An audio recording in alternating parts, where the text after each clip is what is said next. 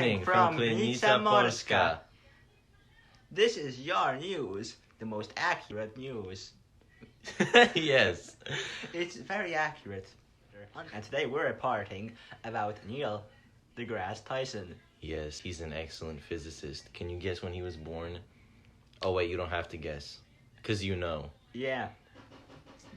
October 5th, 1958 in New York. When he was 9 years old, Neil deGrasse Tyson took a field trip to the Hayden Planetarium at the Museum of Natural History, where he first discovered his interest in the stars.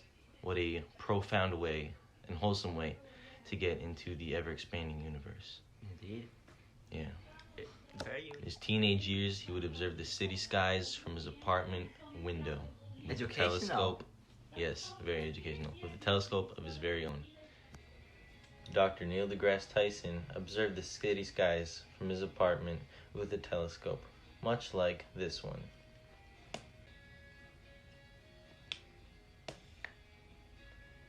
Using a telescope, he could see things that the naked human eye simply could not see or perceive. With a tool such as this one, he was able to continue to observe the city skies in his youth, which just perpetuated his interest in the stars and the infinite universe, until he eventually chose to pursue it as his career path. In his teenage years, he would observe the city skies from his apartment window. With Educational. a telescope. Yes, very educational. With a telescope of his very own. Neil graduated from the Bronx High School of Science in 1976. That's a long time ago. Gee Wilkers, he must have been a really smart guy. Sure is. He was, and he still is. Indeed. He went on to earn his bachelor's degree in physics from Harvard University. Wow. And then his doctorate in astrophysics from Columbia in 1991. Ooh, the 90s. Naughties. Can't relate, but I would love to be there. And when he was doing postdoctorate work in Princeton University, he had an opportunity to work at the Hayden Planetarium, where he first found his interest in stargazing. Everything loops. Exactly. That's crazy. It's a conspiracy theory. Bonkers. After working at the planetarium for quite some time, he wound up being the director of the planetarium and began an extensive facility renovation. This was much needed at the time, and, well, he was the man to do the job. Yep. In the year 2000, the $210 million construction was completed. A new museum was ready for a new millennia. Dang, In it 2000 was. Amazing. In 2001, he served as President George W. Bush's advisor, a regal and noble role in which he served the great United States. 3 years later, in 2004, he served in another commission to investigate U.S. policy on space exploration. Not only was he an astrophysicist, he was also a detective. That's the word I was looking for. Detective. He was a detective. And an incredibly smart man. Indeed. Of course, by this time, he had many loyal fans. At this point, Neil deGrasse Tyson, he wanted to bring scientific literacy to the masses by explaining them in simpler terms. Not because the masses are not intelligent, but because the topics being discussed are often sort of Complex, perhaps? very complex, very intricate, very detailed, and it's definitely a lot to take in. So Yeah. But then again, the other theory could, of course, be correct. Yeah. As a matter of action, Tyson wanted to bring scientific literacy to the masses and make them a little bit smarter, not dumber. yes, he did this by publishing his book called Death by Black Holes and Other Cosmic Quandaries. A very captivating title, in my opinion. Yes.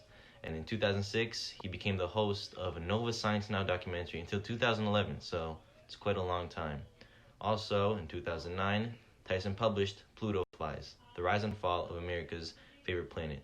I feel that this book was in response to the fact that in the planetarium, after the renovation, he removed Pluto as a planet in the planetarium and labeled it a dwarf planet. Seems like some discrimination to me. Perhaps. But people were outraged, and that book was a response to the issue. In 2009, Tyson was also the host of a podcast called Star Talk Radio. The podcast success enabled the creation of the television series Star Talk TV in 2015. Greetings once more from Krynica Morska. Unfortunately, my comedic co-host is not here at the moment. We had difficulties in the studio, so I'll be finishing up today's segment. And I suppose I'll have to be the comedic co-host. So, the segment we left off at was, of course, Neil deGrasse Tyson's, one of his latest books, which is Astrophysics for People in a Hurry. As the title suggests, it is a book about astrophysics for people, maybe not necessarily in a hurry, but a book about astrophysics, which is broken down into, I would say, more digestible chunks, which breaks down astrophysics into more digestible chunks.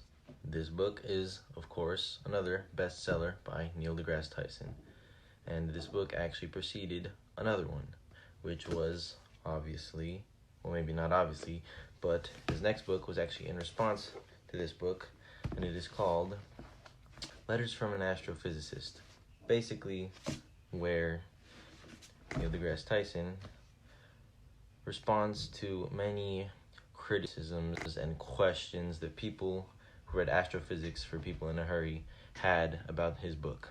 Apart from being an excellent physicist and a media personality, Neil deGrasse Tyson was also, believe it or not, for some time a lecturer at a certain university. Not only that, as would come with his, you could say, stardom, he's been an actor in several movies. He's been a voice actor in some movies as well.